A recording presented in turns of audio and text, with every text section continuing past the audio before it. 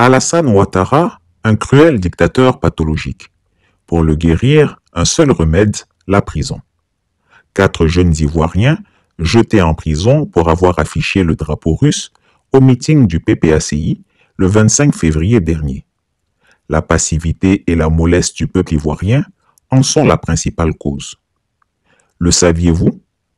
Saviez-vous qu'en Côte d'Ivoire, de jeunes citoyens ont été arrêtés juste parce qu'ils portaient sur eux le drapeau russe?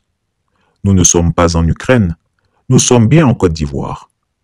Oui, des jeunes Ivoiriens ont été mis aux arrêts le 25 février 2023 parce qu'ils portaient le drapeau de la Russie. Ces 4 jeunes Ivoiriens qui s'étaient rendus au meeting du PPACI ont été inculpés et transférés à la MACA, la maison d'arrêt et de correction d'Abidjan, le 27 février 2023. Vous ne rêvez pas. Ils sont bel et bien en prison. Quelle imbécilité! Est-il désormais interdit d'avoir un drapeau russe en Côte d'Ivoire? À supposer que cela soit interdit. Encore aurait-il fallu informer le peuple? Sur quelle base légale a-t-on pu procéder à l'arrestation de ces jeunes Ivoiriens? Non, non, Ivoiriens, nous n'allons quand même pas fermer, en guillemets, courageusement les yeux sur de telles absurdités, de telles injustices. Mettre ces jeunes gens en prison, c'est détruire leur vie à jamais. Et pourquoi? Simplement parce qu'ils avaient sur eux des drapeaux russes? Il faut réagir. Même les États-Unis, qui aiment profondément l'Ukraine, n'arrêtent pas les citoyens américains qui portent des drapeaux russes. Ivoiriens, ayez du cœur. Il y a là une action citoyenne à mener. Mettez leurs photos sur vos plateformes Internet et réclamez leur libération tous les jours jusqu'à ce que nous ayons gain de cause. Je demande à tous ceux qui lisent ce texte de saisir par tous les moyens possibles l'ambassadeur de Russie en Côte d'Ivoire et toutes les organisations des droits de l'homme. Il faut que l'ambassade de Russie saisisse officiellement le gouvernement ivoirien. La Russie ne peut pas et ne doit pas non plus se taire. Elle est quand même une grande puissance, membre du Conseil de sécurité de l'ONU. Elle doit agir. C'est tout de même révoltant et c'est le silence des Ivoiriens face aux injustices du tyran Ouattara qui l'encourage à persister dans la bêtise. D'ailleurs, comme si de rien n'était, le voilà encore parti vadrouiller en France.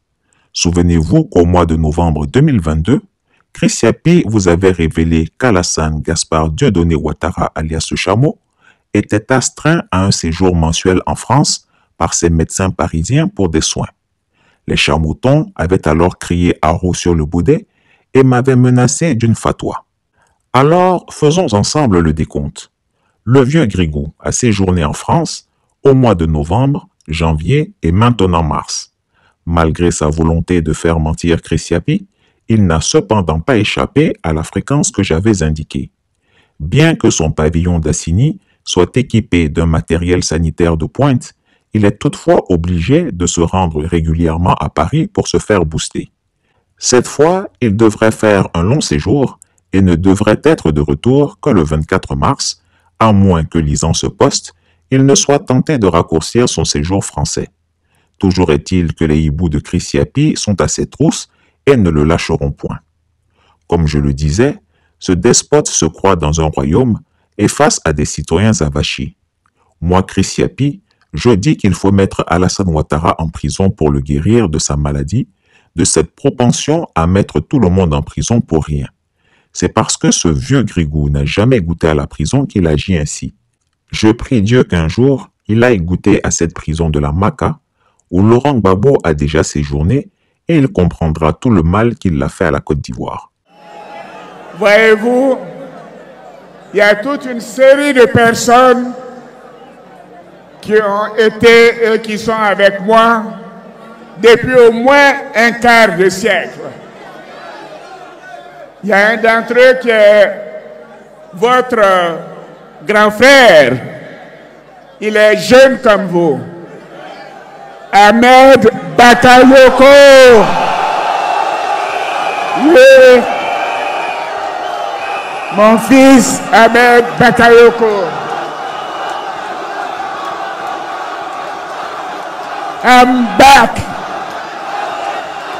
I'm back. Oui. Vous ne savez pas, vous ne le savez peut-être pas. Ahmed a été le premier prisonnier politique de ce pays. Dès ma démission et mon départ aux États-Unis, Ahmed a été jeté en prison à cause de son attachement à la démocratie et à ma personne. Je veux que vous ovationnez Ahmed Bakayoko.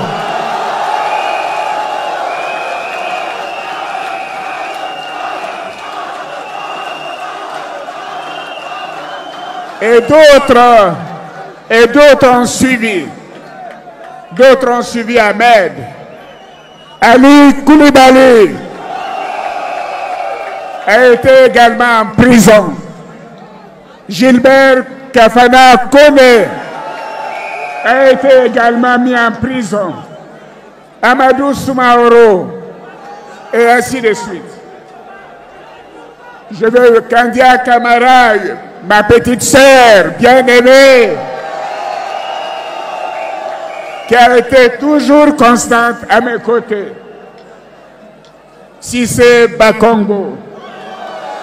Oui, d'autres fidèles compagnons, comme Awan Doli depuis la Banque centrale, Patrick Hachi à l'Hôtel du Golfe, d'en haut Paulin, Maurice Bandaman, et tous ceux que je ne peux pas citer. Mais ce qui est important à noter, c'est que à un moment donné, toute la direction du RDR était en prison. Des prisonniers politiques pour des délits d'opinion. Plus jamais cela n'arrivera en Côte d'Ivoire sous Alassane Ouattara. Il n'est pas question de mettre quelqu'un en prison pour son opinion. Donc, les temps ont changé. Et vous, les jeunes, vous devez vous battre pour que cette démocratie s'installe de manière définitive en Côte d'Ivoire. On ne veut plus de marche arrière. On ne veut pas aller derrière. On ne veut pas retarder la Côte d'Ivoire. La Côte d'Ivoire doit avancer. Est-ce que la Côte d'Ivoire doit avancer? Nous devons avancer. Nous ne devons pas nous arrêter. Nous devons avancer. La Côte d'Ivoire des nostalgiques est derrière nous. Chris Yapi ne ment pas. Retrouvez Chris Yapi sur ses deux chaînes YouTube, sa chaîne Dailymotion, Instagram et VK.